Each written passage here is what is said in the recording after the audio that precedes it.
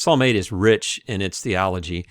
The first thing that it tells us is that God shares his glory with us, that the same glory that he has set above the heavens, the glory of the cosmos, of the galaxies and the moon and the stars and the sun, he has crowned us with that glory. We share in the glory of God. We are glorious beings made in the image of God. Not only that, but God has shared his work.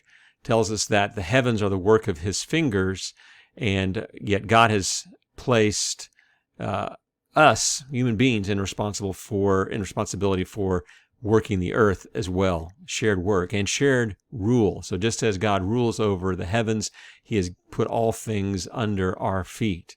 So God's glory, his work, his rule are shared with us. And this is what it means to be made in the image of God, the imago Dei, as it is called, or in the Hebrew, it's Tselem Elohim, the image of God. We're made to reflect him, to be like him.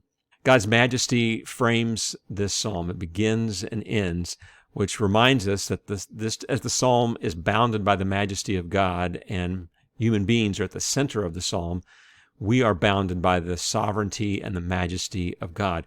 Human beings rule over this earth, but only within the boundaries that God allows. He is still sovereign. And when we try to push against those boundaries and break those boundaries, his sovereignty is not affected. We're the ones that are broken by that. This gives us a good point to pause and reflect on the unique aspects of biblical creation. The Bible teaches that the cosmos was created out of nothing. The Latin is ex nihilo, out of nothing. That's in contrast to many ancient mythologies of creation that didn't begin with nothing, but began with sea monsters and all kinds of creatures that fought with one another, and out of this, the known world was made. Other ancient cosmologies described an infinite universe, one without a beginning, and yet the Bible gives an account of creation out of nothing, where time and space had a beginning. Secondly, the Bible teaches that the material world is very good. Indeed, at the end of each day of creation, God declared it good, and when he was completing his work, he stepped back and said, "It is very good indeed." Well, in the ancient world and even in the modern world, there are those that are pure materialists. They believe that the material world is all that there is, and there is no spirit world. There are others that are more spiritualist, and they would say that, well, the spirit world is what is really real, and it is more significant.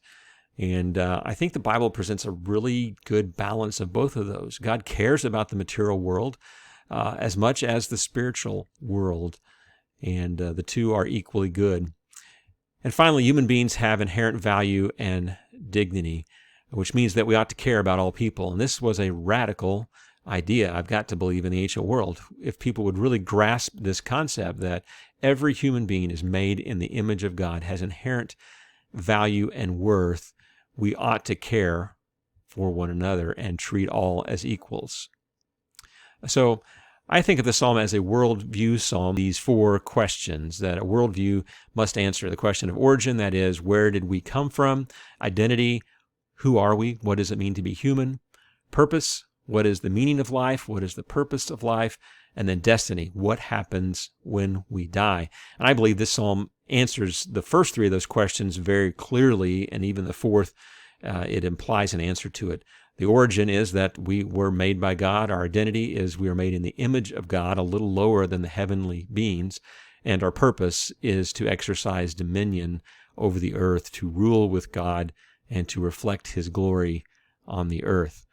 So the question is, are we made a little lower than the angels, or a little more than a monkey? And how you answer that question affects how you see yourself and how you see others. Moving on to the perspective of the editor. This is the first hymn of the Psalter, and the first of four great creation hymns. And note that the center of this hymn is about mankind. Psalm 19 will be our next creation hymn. Its focus is on the sky. The heavens declare the glory of God. The skies proclaim the work of his hands. Psalm 29 will focus on the waters, that is, the interplay between the sky and the sea, demonstrating the power of God in the thunderstorm, weather, And then Psalm 104 will focus on the earth. So once again, we have water, earth, and sky in Psalms 19, 29, and 104. And the first of these being the one that focuses on our place in the world, mankind's place in the center of it all. We also note that Psalm 8 is in the chiastic center of the first 14 Psalms. So if you look at the Psalms by genre, you realize the first couple Psalms could be categorized as wisdom and folly songs.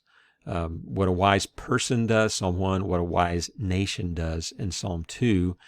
Consequences for folly for the individual and for the nation are both described there. Likewise, in Psalm 14, it begins with the fool says in his heart, there's no God.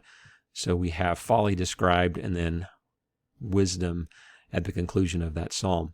So these first 14 psalms seem to be framed by wisdom psalms, and then you have 5 laments, then a hymn, and then 5 more laments. So I would argue that Psalm 8 stands at the center of this chiasm. How about the Jesus lens of this psalm? Now, Jesus quotes this psalm. This is quoted by Jesus in Matthew 21:16. This is Jesus is in the temple, and he has been healing the blind and the lame. The people had been crying out, Hosanna to the Son of David. Children were crying out in the temple, and the priests, the scribes, they said to him, do you hear what they're saying? And Jesus said to them, yes. Have you never read? I love the sarcasm there. Out of the mouths of infants and nursing babies, you have prepared praise. Of course they'd heard this. Of course they knew this psalm, and Jesus is basically accepting praise as if he were Yahweh. This is an implicit claim to deity. Jesus does not rebuke the children and say, no, don't praise me, praise Yahweh. He says, no, God has ordained this. This is a claim to deity. The chief priests, the scribes understood that, and that's why they wanted to kill him. This was their proof of blasphemy. How about the New Testament? The writer of Hebrews quotes this passage as well, Hebrews 2:6-8. The writer of Hebrews suggests that Jesus is representative of all humanity and the fulfillment of Psalm 8. He is, in a sense, as the songwriter said, the second Adam from above. Let's look in detail at the Hebrews passage. The writer of Hebrews says, it's been testified somewhere, of course everyone knows, this is commonly known psalm, that you made him a little while lower than the angels. So the Greek word is braku, and it may mean a little, or it may mean a little in time, as well as a little in degree. So in this case, the writer is emphasizing the little in time, that he was made both a little in degree and a little in time than the angels. But now we see Jesus glorified and nothing beyond his control. So the writer of Hebrews sees Jesus as representative of all mankind, charged with ruling the earth, in Genesis 1:28, and the ultimate fulfillment of Psalm 8.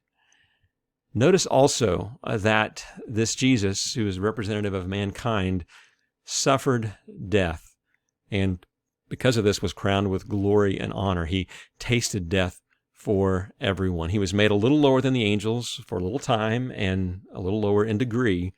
That's his incarnation. And he experienced death. He tasted it on our behalf and now is glorified and completes what we were unable to do when it comes to our calling in Psalm 8. How about the personal application? Of course, this psalm compels us to go outside and marvel at the glory of God in creation, whether that's the skies above or the cry of a baby or the wonderful world of wildlife. Wherever it's at, there is glory to be marveled at. And so get outside and do that. Secondly, this psalm tells us that we have got to value human life.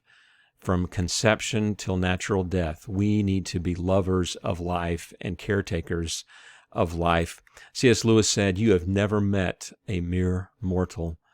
So I don't care who it is, what they've done, they are a reflection of the image of God. Every single human being. Life needs to be cared for. And finally, we need to marvel at the God who entered our world and tasted death for us. Marvel that God himself came in Jesus Christ, was made lower than the angels, and conquered death and is now crowned with glory and honor. This is a worldview psalm, and it affects how you see everything. This is a picture of the pale blue dot, and you may have seen this picture before. It was taken by the Voyager space probe, launched in the 70s, now far out of our solar system, and it turned its cameras back and looked at the Earth, and the Earth in this picture lies right here, this little dot. It's a fraction of a pixel in size, and it's a perspective of our planet from 4 billion miles out. We look pretty small, and that's the point of this. And Carl Sagan wrote a bit about this. He wrote a book, and in it he talked about this pale blue dot, this picture. And he describes it. He says this: "We succeeded in taking that picture from deep space, and if you look at it, you see a dot. That's here. That's home. That's us. On it, every one you ever heard of, every human being who ever lived out their lives. The aggregate of all our joys and sufferings, thousands of confident religions, ideologies, and economic doctrines, every hunter and forager, every hero and coward, every creator and destroyer of civilizations, every king and peasant, every young couple in love, every hopeful child, every mother and father, every inventor and explorer, every teacher of morals, every corrupt politician, every superstar, every supreme leader, every saint and sinner in the history of our species lived there on a mote of dust suspended on a sunbeam. The earth is a very small stage in a vast cosmic arena. Think of the rivers of blood spilled by all those generals and emperors so that in glory and in triumph they could become the momentary masters of a fraction of a dot. Think of the endless cruelties visited by the inhabitants of one corner of the dot on scarcely distinguishable inhabitants of some other corner of the dot. How frequent their misunderstandings, how eager they are to kill one another, how fervent their hatreds. Our posturings, our imagined self-importance, the delusion that we have some privileged position on the universe are challenged by this point of pale light. Our planet is a lonely speck in the great enveloping cosmic dark. In our obscurity, in all this vastness, there is no hint that help will come from elsewhere to save us from ourselves. It's up to us. It's been said that astronomy is humbling, and I might add a character-building experience. To my mind, there is perhaps no better demonstration of the folly of human conceits than this distant image of our tiny world. To me, it underscores our responsibility to deal more kindly and compassionately with one another, and to preserve and cherish that pale blue dot, the only home we've ever known. I can look at this picture, Sagan looks at this picture, and we see different things. Sagan looks at it and sees our insignificance. Human beings don't matter a lot in the scale of the cosmos. But looking through the lens of Psalm 8, we see that exactly the opposite is true. We do matter a lot. We do matter a lot, that God has endowed us with His creative powers, His ruling powers, and He has thought so much of us to send His Son to save us, to become one of us. That's how much God thinks of us. And Sagan is wrong when he says there is no hint that help will come from elsewhere to save us from ourselves. He couldn't be more wrong. God has come in Christ to save us. One final picture. This is a picture of the Earth taken from the surface of the moon by Apollo 11 astronauts. Buzz Aldrin was one of those astronauts, and Apollo 8 had gotten into trouble for quoting Genesis 1 from space. So NASA had said, hey, no more quoting the Bible from space. But hey, Buzz was on the surface of the moon. He's like, what are they going to do? I'm on the moon. And so he takes out this little piece of paper, and on the moon he reads these words. And along with him, he had taken a little bit of bread and wine, and he took communion. And so the first bit you see there was these words from John 15, I am the vine, you are the branches. Whoever remains in me and I in him will bear much fruit, for you can do nothing without me. And Buzz Aldrin took communion. The first meal ever eaten on the moon was the bread and the cup. And then he read Psalm 8, when I consider thy heavens, the work of thy fingers, the moon and the stars that you've set in place, what is man that you are mindful of him, the Son of Man, that you visited him? Yes, Jesus did visit this pale blue dot. God came to us.